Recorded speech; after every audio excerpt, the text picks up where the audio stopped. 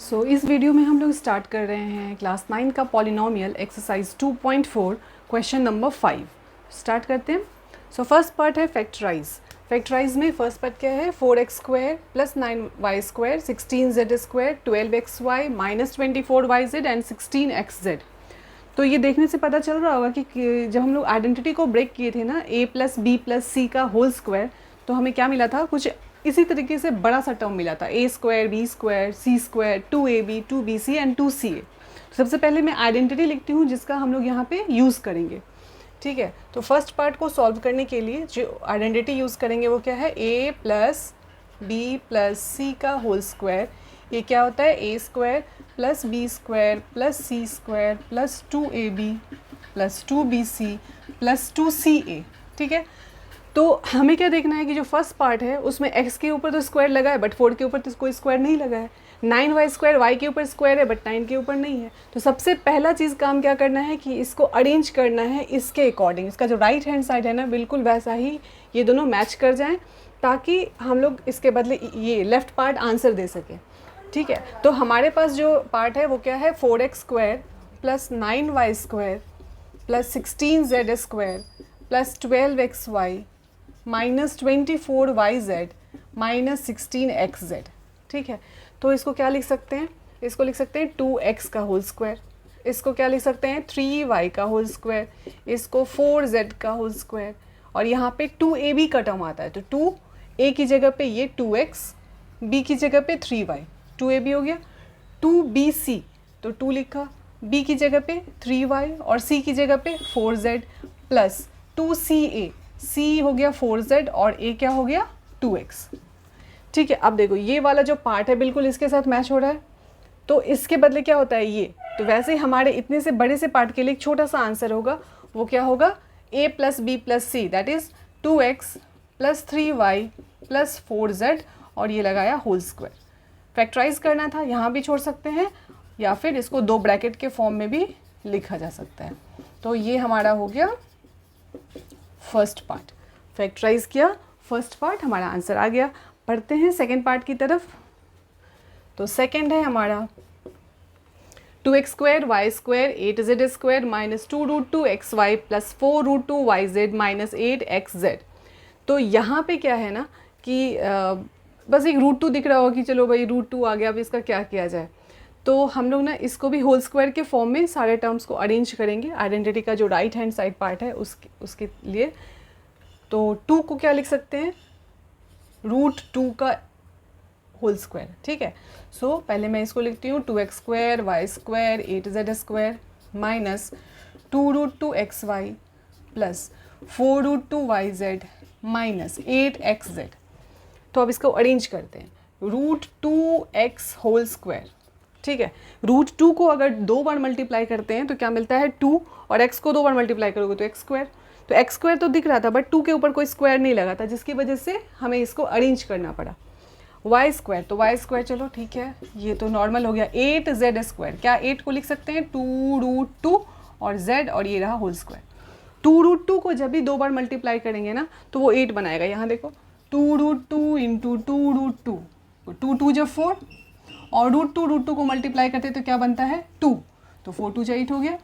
ठीक है, सो इसलिए यहाँ पे मैंने 2 रूट 2 z का होल स्क्वायर लिखा है। देन माइनस यहाँ लगा है, लेकिन यहाँ तो देख रहे हैं प्लस 2ab, तो क्या करना है ना कि प्लस 2 a की जगह पे रूट 2x और b की जगह पे y। अब ये सोच रहे हो कि माइनस है तो माइनस का क्या करेंगे, तो माइनस में हमें ये देखना है कि ये जो नेगेटिव लगा है दैट इज़ xy के साथ भी है और xz के भी साथ है।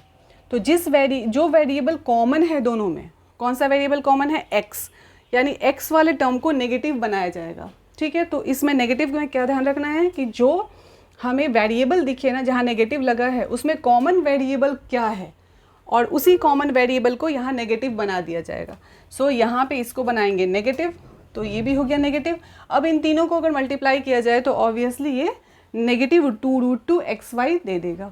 ठीक है, देन बढ़ते हैं नेक्स्ट टर्म की तरफ। 2bc, 2b की जगह पे y है और c की जगह पे 2 रूट 2 z है।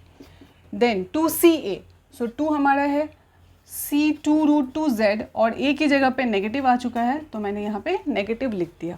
अब इतने बड़े टर्म के बदले क्या लिखेंगे ये।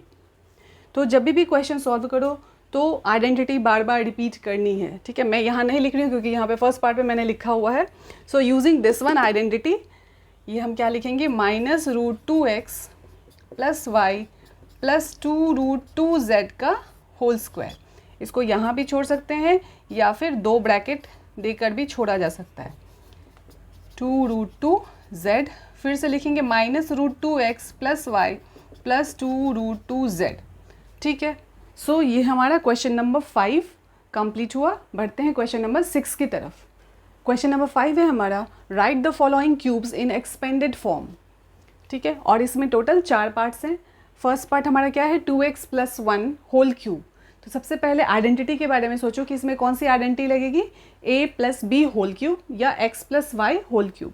तो मैं आइडेंटिटी लिखती हूँ फर्स्ट पार्ट के लिए। फर्स्ट क्या, यहाँ पे चारों पार्ट में सेम ही आइडेंटिटी लगनी है। प्लस में प्लस वाला लगाएंगे, माइनस में माइनस वाला। तो x plus y whole cube क्या होता है, x cube plus y cube plus 3x square y plus 3x y square, ठीक है। एक बार यहाँ x का स्क्वायर हुआ है, एक बार यहाँ पे y का स्क्वायर हुआ है। अब हम देखते हैं कि हमारे पास जो टर्म दे रखा है वो क्या है, 2x प्लस 1 होल क्यूब। तो x की जगह पे क्या बढ़ेंगे, 2x। क्यों, क्योंकि फर्स्ट टर्म हमारा क्या है 2x और सेकेंड टर्म क्या है 1।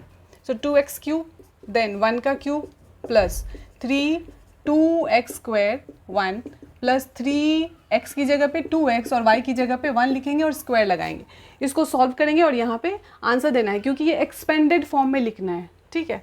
सो 2x की पावर जो दे रखी है 3, तो क्या हो गया ये 8x cube, 1 cube means 1 then plus 2 square means 4 हो गया, 4 3 जो 12x स्क्वायर, ठीक है। प्लस यहाँ पे क्या होगा 1 का स्क्वायर 1 देन 3 2 जो 6x, ठीक है। अगर इसको अरेंज करना, ये आंसर आ चुका है बट इसको अरेंज फॉर्म में लिखते हैं 8x cube plus 12x square plus 6x plus 1, ये रहा हमारा आंसर, ठीक है।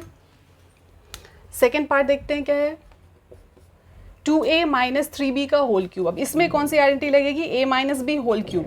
क्या होता है a cube minus b cube minus 3x square y plus 3x y square. यहाँ पे 2 बारी नेगेटिव यूज़ हुआ है, यहाँ पे और यहाँ पे। तो हमारे पास टर्म क्या दिया है, 2a minus 3b whole cube. यहाँ x की जगह पे हम लोग क्या भरेंगे 2a और y की जगह पे क्या भरेंगे 3b, ठीक है।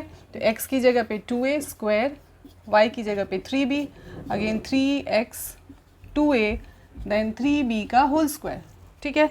जो भी पार्ट था ना बिल्कुल इस आइडेंटिटी के साथ में जो जो चीज़ें फिल करनी थी x की जगह पे y की जगह पे उसको भर लेना है और उसके बाद इसको सिंप्लीफाई करके आंसर देना है। सो 2a cube means 8a cube minus 3 3 3, तो 3 टाइम्स मल्टीप्लाई करेंगे तो 27b क्यूब देन माइनस 2 का स्क्वायर 4 4 और ये 3 3 जो 9 9 4 जो 36 a स्क्वायर b देन 3 3 जो 9 9 3 जो 27 27 2 जो क्या होगा 54, ठीक है ना। 27 को 2 से मल्टीप्लाई कर लोगे क्या मिलेगा 54, तो प्लस 54ab स्क्वायर हो गया हमारा, ये आंसर आ गया।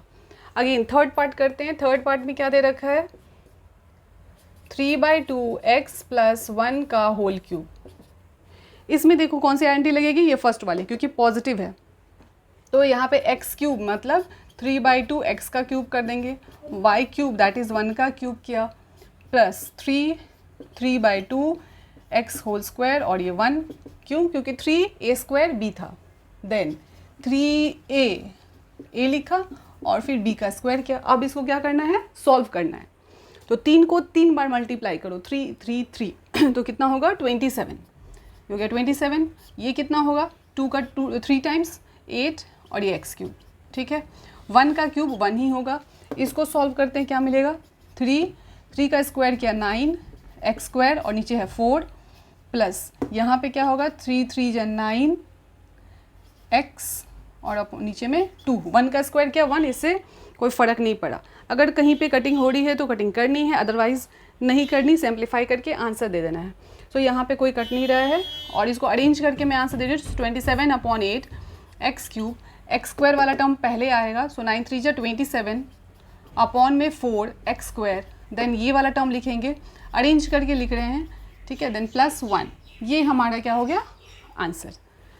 सो फोर्थ पार्ट जो कि हमारा लास्ट पार्ट है क्वेश्चन नंबर 6 के लिए, सो फोर्थ पार्ट है हमारा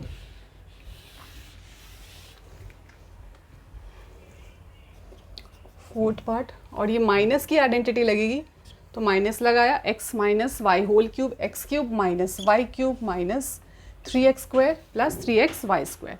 अब यहाँ पे जो x है वो तो x ही है और y की जगह पे क्या है 2/3 y क्यूब लगाया, देन 3x स्क्वायर, y की जगह पे क्या लिखेंगे 2/3 y प्लस 3x वैसे ही रहेगा और y की जगह पे 2/3 y स्क्वायर।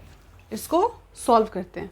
सो x की पावर 3 तो x क्यूब भी होगी, इसको पावर करो मल्टीप्लाई करो 8/9 y क्यूब, इसमें 3 और 3 हो गया हमारा कैंसिल आउट और हमारे पास क्या बचा 2x स्क्वायर y। यहाँ पे बढ़ते हैं, यहाँ पर भी एक 3 इसके साथ कैंसिल आउट हो जाएगा क्योंकि यहाँ पे 2 3 बैठे हुए हैं, स्क्वायर है ना, तो एक इसके साथ हो गया कैंसिल आउट, तो क्या बचा हमारे पास 2x y स्क्वायर और नीचे 3। तो ये हो गया हमारा इस पार्ट का आंसर, ठीक है, फोर्थ पार्ट का। तो हमारा क्वेश्चन नंबर 6 कंप्लीट हुआ एक्सरसाइज 2.4 का।